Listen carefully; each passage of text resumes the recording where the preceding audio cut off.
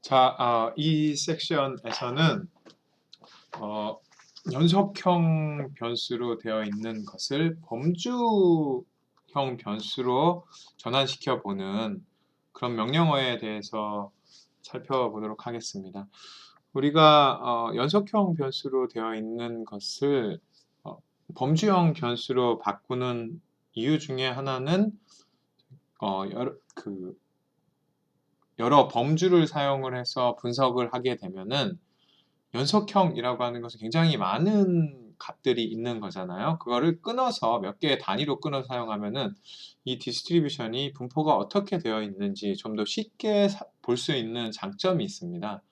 그래서 뭐 그런 것들을 사용할 수도 있고, 또 테이블이라고 하는 거를 사용을 하면은 테이블은 저희들이 범주형으로 되어 있는 것으로 보는 거잖아요. 그래서 그런 것들을 좀 볼 수 있도록, 그래서 이 어떤 변수의 분포를 좀 더 다양하게 볼 수 있도록 만드는 방법이라고 생각을 하시면 되고요.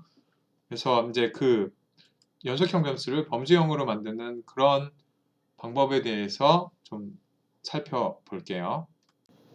자, 일례를 들어서 먼저 저희가 이어라고 하는 변수가 있잖아요. 일단 뭐 시간이 좀 지나갔으니까 어떤 변수들이 있는지, 이 엔디막이라고 하는 객체에 어떤 변수들이 있는지를 보고자 한다면 어떤 걸 사용하면 되죠? 예를 들어 뭐 str이라고 하는 것을 사용을 해서 엔디막이라고 하는 것을 보시면 저기 뭐 이어라고 하는 변수가 있고 cdr, tfr, 뭐 marn, le0라고 하는 변수들이 있는 걸 볼 수가 있습니다. 여기서 이제 이어라고 하는 변수를 제가 1년 단위로 지금 되어 있습니다. 그래서 이 연도 변수를 10년대 단위로 끊어주고 싶습니다. 그래서 최종적으로는 보시는 것 70년대, 그리고 80년대, 90년대, 2000년대, 2010년대 이런 값을 갖도록 만들어주고 싶은 겁니다.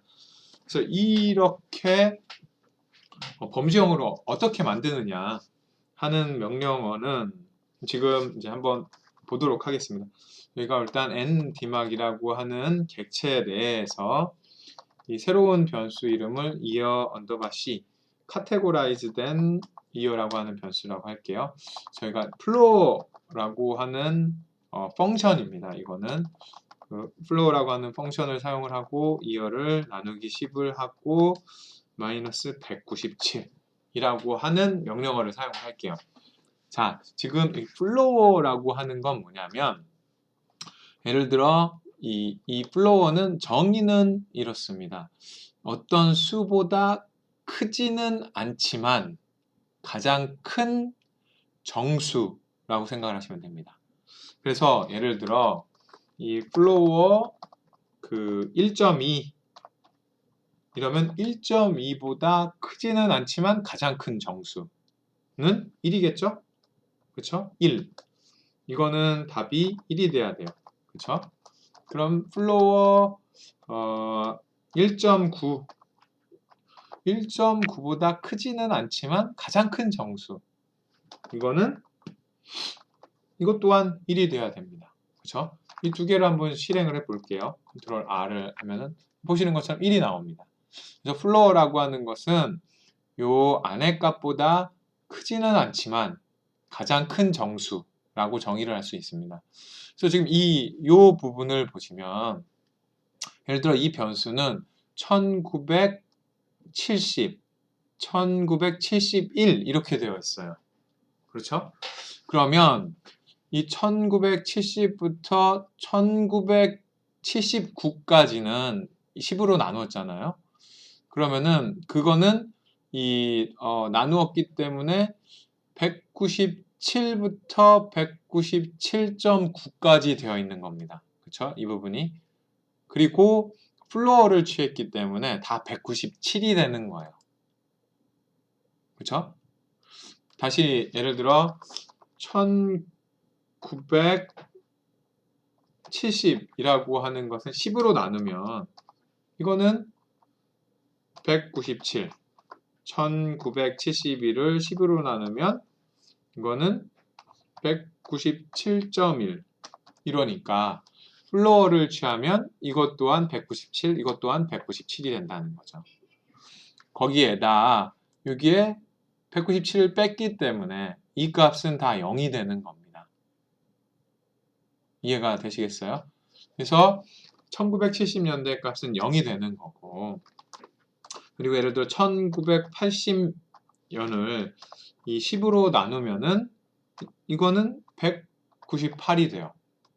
플로어를 취했기 때문에 198이 되는 거고, 197을 뺐기 때문에 1이 되는 겁니다. 그래서 1980년대 똑같이 1981을 10으로 나누면 이거는 198.1이 되고, 플로어를 취하면 198이 되는 거죠. 그리고 197을 뺐기 때문에 1이 되는 겁니다. 그래서 이건 뭐냐면 이 부분은 이 명령어는 이 0의 값은 1970년대를 말하고 1은 1980년대를 말하고 2는 1990년대를 말하고 각 연도마다 1의 값씩 올라가는 범주형 변수를 만든 겁니다. 그렇죠? 자, 그런 다음에 이게 정말 제대로 만들어졌는지 확인하는 방법은 테이블을 만들어 보는 겁니다. 그래서 이전 변수와 새로 만든 변수의 테이블을 만들어 보면, 크로스 탭을 만들어 보면 과연 제대로 만들어졌는지 저희가 알 수 있어요. 항상 테이블을 만들 때에는 if any라고 하는 옵션을 넣으라고 제가 항상 말씀을 드리고요. 그다음에 이 두 개를 실행을 해보면 이 결과가 나오잖아요. 자, 여기에 이제 테이블을 해서 나온 결과는 사례수를 뜻하는 겁니다. 그래서 즉 여기에 1이라고 하는 값은 뭐냐면 1970이면서 즉 요 이어라는 변수가 1970이면서 이어 언더바 c라고 하는 이 변수가 0인 값은 하나의 사례가 있다라고 하는 거죠. 그리고 79년이면서 언더바 c에 0이라는 값을 갖는 거는 하나의 사례가 있는 거고. 그래서 보시면 다 이 70년부터 79년은 0의 범주를 갖고 있습니다.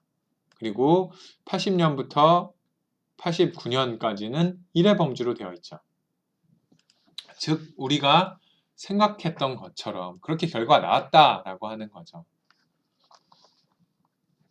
그래서 이 값은 뭐냐면 다시 한번 말하면은 이 플로어라고 하는 것은 어떤 수보다 크지는 않지만 가장 큰 정수가 되는 거고, 그렇기 때문에 지금 2열을 10으로 나눠서 이거는 1970년대는 197의 값을, 80년대는 198의 값을 갖도록 했던 거죠.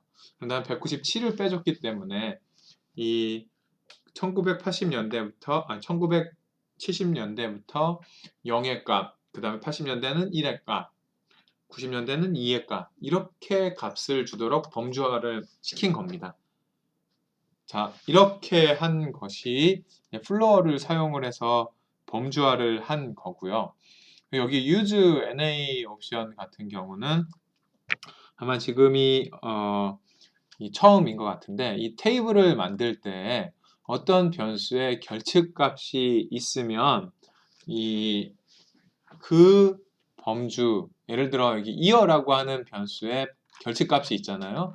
그럼 맨 마지막에 NA라고 하는 값을 주어서 이게 얼마나 많은 사례가 있는지를 보여주도록 하는 겁니다. 하지만 만약에 이 missing 값이 없으면 이 NA라고 하는 범주는 사용하지 않으라고 하는 겁니다. 그래서 이 missing 값이 있으면 그 missing의 범주를 넣되, missing 값이 없으면 그 범주를 보여주지 마라, 이런 뜻인 거죠. 지금 가로축에서도 missing 값이 없고 NA가 없잖아요. 그리고 세로축에서도 missing 값이 없기 때문에 두 변수 모두에 missing 값이 없는 겁니다. 만약에 하나라도 missing 값이 있었다라고 한다면, 예를 들어 이 0, 1, 2, 3, 4로 되어 있는 이 범주에 missing 값이 있었다라고 한다면 여기 4 뒤에 NA라고 해서 또 이 칼럼이 하나 더 나왔을 겁니다.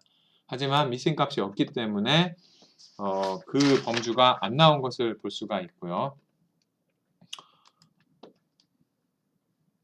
그래서 첫 번째 플로어라고 하는 것을 사용을 해서 범주화를 하는 그런 명령어를 지금 만들어 봤습니다.